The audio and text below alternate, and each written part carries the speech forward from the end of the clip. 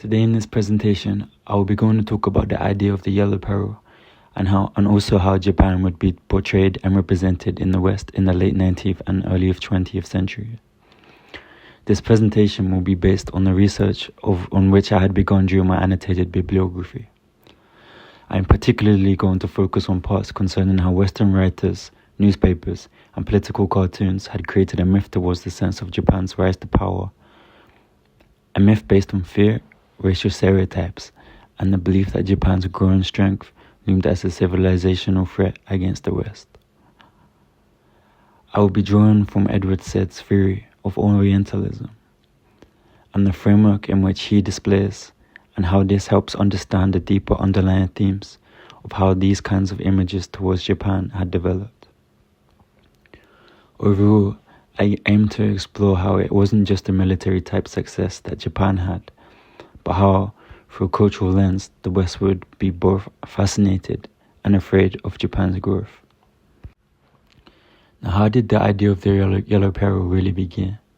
What events and historical moments would lead to the creation of these myths and ideas that the West would create about Japan? In the 1850s, after essentially being forced open by the United States, Japan would undergo a very rapid turn towards modernization, in the sense that it would turn into a nation with great industrial and military strength, even being able to defeat two of the major global powers, China in 1895 and Russia in 1905, leaving the West shocked, especially the defeat over Russia, which until then an Asian nation defeating a European great power was unheard of, leading to challenging of long-held racial assumptions in the West about superiority and civilization. Understanding the background is quite essential as it sets the stage of how the West would begin to fear Japan, the creations of racial stereotypes, and the fear of which would later become known as the yellow peril. So what does the term yellow peril refer to?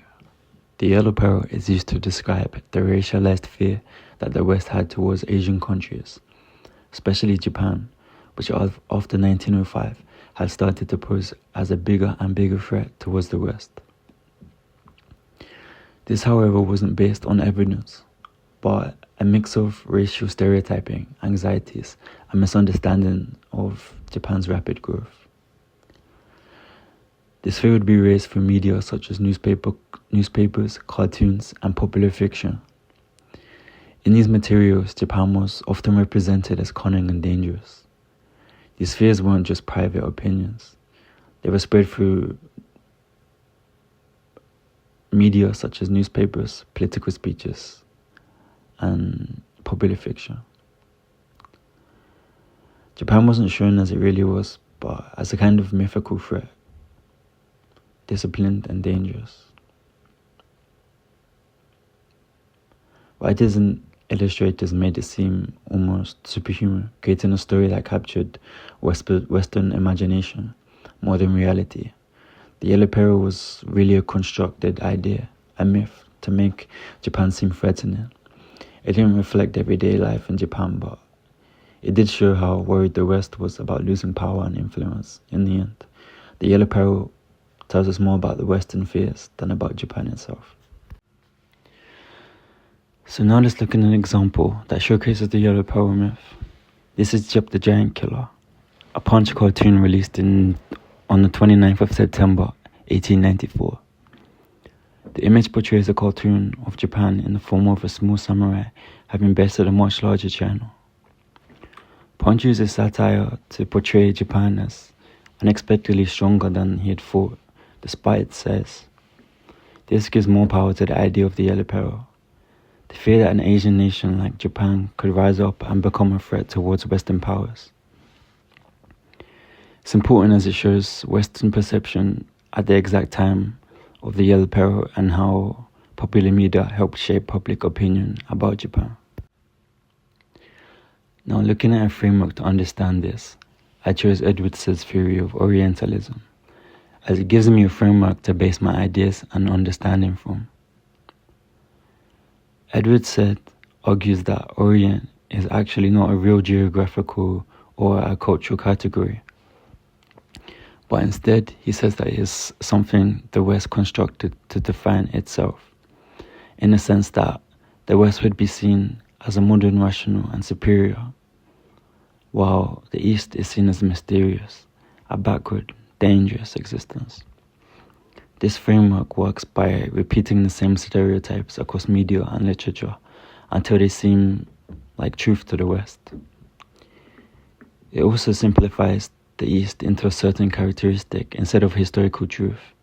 In this way, it helps reveal how Western narratives tell us more about the Western face and creating a myth and identity rather than the true culture that they are trying to convey. Even though Orientalism was first based on the Middle East, it also appears very apparent in Western portrayals of Japan.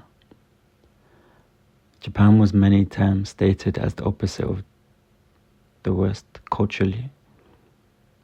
Japan being culturally disciplined, yet strange and different, and also a combination of modern and traditional.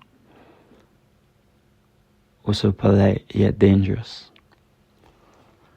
So then when Japan would begin to start rapidly modernizing and began to win wars that were unexpected of them, they started to not sit right with the West's expectations.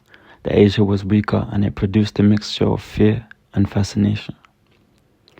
The Yellow Peril is a clear indication of Orientalism, that it wasn't what Japan had done, but actually the myth that was being created in the West due to fear and anxieties through generalization and stereotypes of Japan portrayed through the media. In conclusion to this presentation, I would like to summarize by saying that the Yellow Peril was the Western portrayal of Japan fueled by fear and anxiety, in a sense trying to understand the unknown by creating a myth, one that would shape the collective conscious